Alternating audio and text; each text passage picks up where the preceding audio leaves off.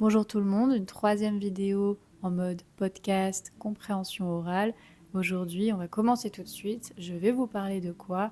Je vais vous parler des femmes sur Internet. Mais alors attention, c'est un sujet très vaste et moi je vais plutôt vous parler aujourd'hui de mon expérience et de la différence en fait quand on est créateur ou créatrice de contenu sur les réseaux sociaux. Encore une fois, de mon point de vue, donc si vous avez un point de vue différent, bien sûr, n'hésitez pas à le partager dans les commentaires, on discute tranquillement, tout va bien. Et avant de commencer, je vous invite à aimer cette vidéo, à la partager et à vous abonner pour d'autres vidéos de ce type et d'autres choses aussi. Vous pouvez aller voir ma chaîne, il y a plein de trucs. Donc pourquoi j'ai décidé de parler de ce sujet aujourd'hui? L'autre fois, je regardais une vidéo interview Élise Lucet Squeezie, je vous mettrai le lien dans la description, et ce sujet a été abordé, donc justement, la place des créatrices de contenu sur Internet, comment ça se passe pour elles en général, donc la réaction du youtubeur Squeezie. Et je me suis dit, bah j'en ai déjà un petit peu parlé, surtout sur Instagram, je pense, mais pourquoi pas aborder moi aussi ce sujet, parce que j'ai une mini-expérience, on va dire, dans ce domaine. Ça fait 5 ans à peu près que je crée du contenu sur les réseaux sociaux.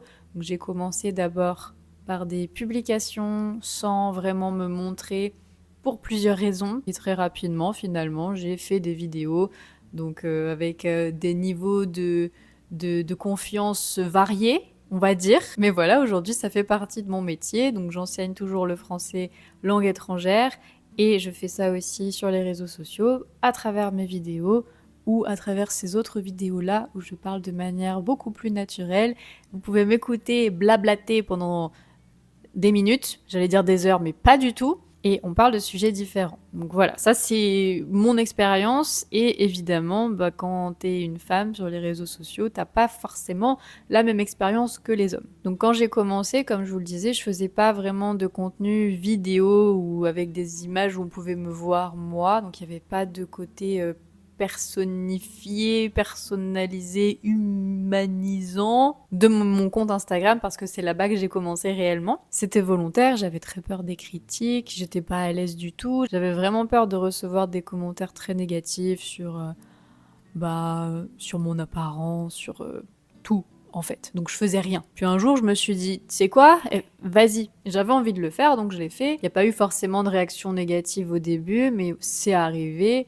Il y a eu des moments où je me suis dit, bah quand même, c'est pas très gentil de me parler comme ça, les gars, vous me connaissez même pas. Honnêtement, avec le recul aujourd'hui, je me dis, en vrai, ça va, j'ai pas eu tant de commentaires méchants sur mon apparence, sur ce à quoi je ressemble. Il y en a eu, je vais pas vous dire lesquels parce que c'est vexant, mais il y en a eu, mais pas tant que ça.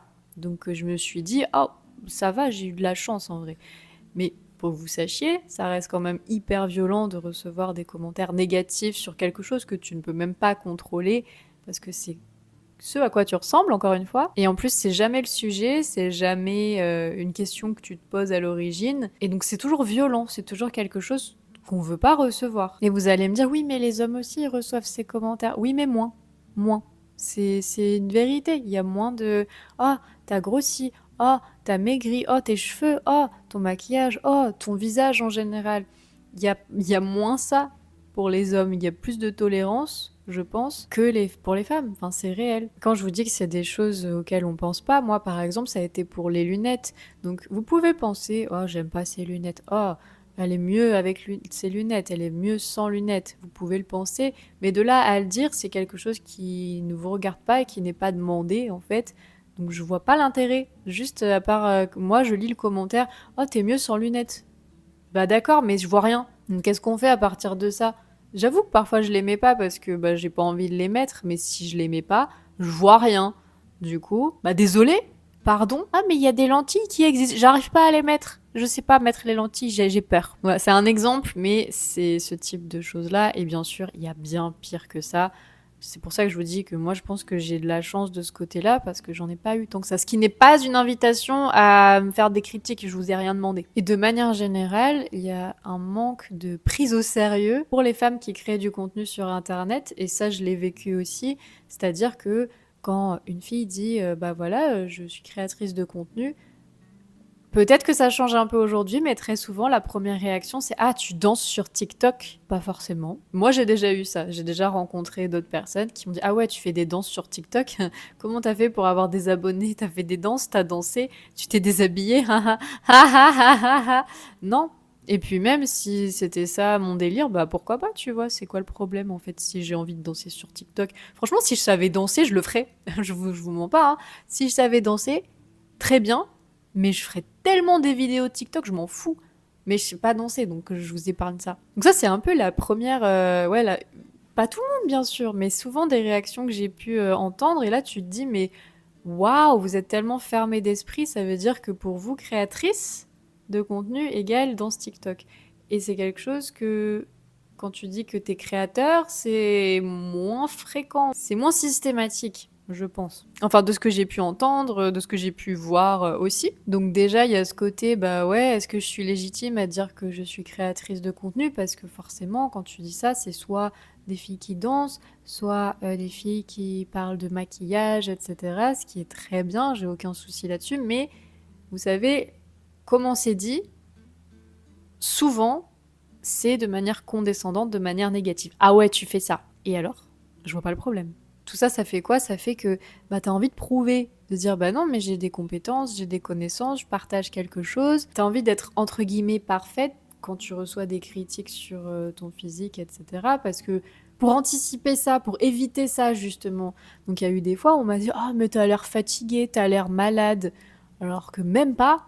Ok, tu peux le penser, tu peux dire que bah, j'ai des cernes, je suis désolée, je me maquille pas toujours. Mais là, je me suis maquillée. Mais après, ça crée ça aussi. Tu dis, ah bah peut-être qu'il faudrait pas que je fasse de vidéo si je suis pas maquillée.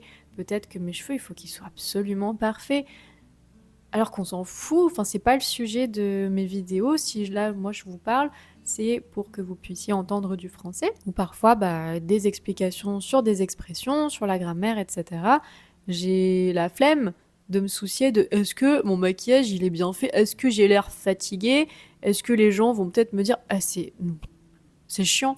Donc il y a eu un moment où je me suis dit j'ai pas envie de contrôler mon image à 100% parce que j'ai peur de recevoir des commentaires qui vont peut-être me blesser.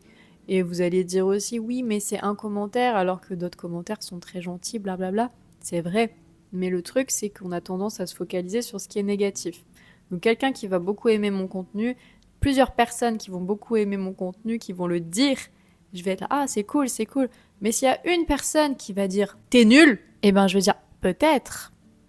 Je pense pas l'être, mais ça met le doute. Donc c'est la même chose quand c'est des critiques sur le physique. Tu vas te dire ah peut-être que tout le monde pense ça. Non, mais peut-être. C'est comme ça qu'on crée des complexes. Et donc c'est pas et là aussi liberté d'expression, on peut dire ce qu'on pense. Oui, mais quel intérêt? Si c'est pas quelque chose que la personne peut changer, par exemple, vous me diriez ah t'as un truc sur les dents. Bah là, je vais dire ah bah ouais, je peux l'enlever tout de suite. Merci de me l'avoir dit, il y a pas de souci. Mais si c'est une critique bah, sur les cheveux, sur le visage en général, sur le poids, sur j'en sais rien, je peux pas le changer. Je peux pas aller enlever ce que j'ai. Je peux enlever mon visage en fait.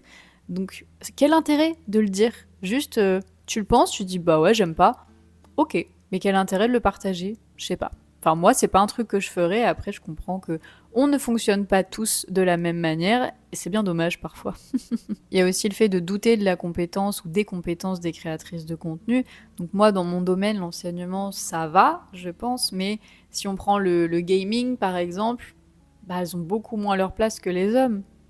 Et c'est pas normal parce qu'il y a presque autant de femmes que d'hommes maintenant qui jouent à des jeux vidéo, donc pourquoi pas en fait? Pourquoi elles seraient moins compétentes pour faire la même chose que les hommes? Et je pose la question. Il y a aussi plus de cyberharcèlement envers les créatrices de contenu, plus de menaces, plus de risques en fait. J'ai vu des statistiques, alors je sais pas, il n'y a pas beaucoup d'études non plus sur ces sujets-là pour l'instant, mais j'ai vu des statistiques qui disaient que en fait il y a plus d'hommes qui disent facilement qu'ils sont la cible de cyberharcèlement que les femmes.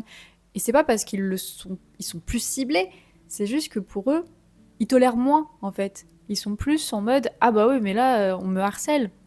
Alors que pour les femmes en général, bah on a tellement l'habitude qu'au bout d'un moment tu te dis oui bah ouais, oui peut-être, peut-être.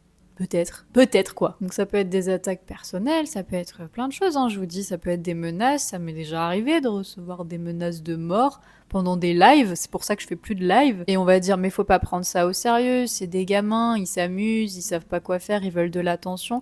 C'est pas forcément des gamins, ça peut être votre papa qui fait ça peut être n'importe qui. Et ça justifie pas, même si c'était des gamins. Enfin, quel intérêt, encore une fois, de dire je vais venir te tuer? Bah non, non, en fait. Donc, ouais, c'est pas quelqu'un qui va le faire, mais on sait jamais. C'est pas drôle. Donc, il y a plusieurs choses, en fait, ici. Il y a déjà le fait de se dire ah, il faut que je contrôle mon apparence, je peux pas apparaître comme ça sans recevoir des critiques. Et je dis pas, je me plains pas ici parce que, encore une fois, je pense que j'ai de la chance. Mais c'est pas le cas de tout le monde. Il y en a, c'est vraiment tous les jours qu'elles reçoivent ça. Et au bout d'un moment, même si t'es un peu plus blindé et tu te dis ouais, bah encore un quoi, bah ça reste dur, ça reste compliqué. Et parfois, t'as envie de t'éloigner. Je sais que moi, pour Instagram, bah, j'ai moins envie d'être présente sur cette plateforme. J'ai moins envie de partager des choses de ma vie. J'ai moins envie de parler de manière naturelle. Parce que j'ai pas l'énergie de recevoir des commentaires trop négatifs. Et en fait, ça me saoule vite. Donc quand ça arrive, j'enlève tout. Je n'existe plus pendant une semaine. Après, je reviens, ça va. Mais ouais, ça, émotionnellement, parfois, c'est pas facile à gérer non plus. Donc oui, focalise-toi sur autre chose. Ne les écoute pas, ils disent n'importe quoi. Ouais, ouais, mais les messages, tu les vois quand même. Et encore, et encore, et encore, et encore. Au bout d'un moment, c'est trop. Après, je parle pas de la pression en général de la performance. Ça, je pense que c'est... Peu importe, créateur, créatrice de contenu, c'est la même pour tout le monde. Mais il y a des personnes qui sont très... vraiment obsédées par les chiffres, les nombres de vues, les abonnés. Croyez-moi, il y en a, c'est vraiment une obsession. Et c'est très, très, très, très, très, très, très bizarre pour moi. Parce que je peux comprendre qu'on veuille faire des vues parce que bah, parfois on dépend de ça pour vivre aussi. Bon, moi pas tellement, je vous avoue. Peut-être un jour, hein. Mais donc ça peut être stressant, mais il y en a, ils ne vivent que par ça. Et quand on participe à certains événements influenceurs, chose que je déteste faire, honnêtement, j'ai pu aller à quelques-uns, c'est détestable. Voilà, c'est détestable et je sais qu'il y a d'autres personnes qui ont témoigné, qui ont donné leur ressenti, leur vécu. Tout le monde n'est pas détestable, mais il y en a toujours. Il y a toujours quelqu'un, tu vas te dire, mais tu te prends pour qui en fait? Et c'est vraiment une obsession des chiffres, des abonnés, des qui est mieux que l'autre, comment tu fais, blablabla. Ça peut être intéressant d'échanger là-dessus, mais pas quand ça devient le seul sujet de conversation. Je divague un petit peu, bon très bien. Mais il y a ça aussi à prendre en compte, donc il peut y avoir une pression de performance qui est valable dans tous les cas. Et ouais, donc l'apparence, la performance, c'est complexe. Et la sécurité, comme je vous le disais tout à l'heure, parce qu'il y a des gens qui sont vraiment mal intentionnés. Pas tout le monde, faut pas voir le mal partout, mais il y en a, c'est vraiment le cas. Donc voilà, c'était mon petit ressenti et retour d'expérience en tant que femme sur les réseaux sociaux, créatrice de contenu. Je ne sais pas ce que vous en pensez, n'hésitez pas à me dire dans les commentaires si vous aussi vous êtes créateur, créatrice, si vous ne l'êtes pas du tout mais que vous observez certains comportements. Si vous faites partie de ces comportements-là aussi, peut-être que vous pouvez vous en rendre compte. Mais on discute toujours dans la bienveillance, évidemment. Si vous n'êtes pas d'accord avec moi, vous pouvez me le dire. On discute, ok? Ça marche. Et en attendant, je vous dis à très bientôt pour une nouvelle vidéo.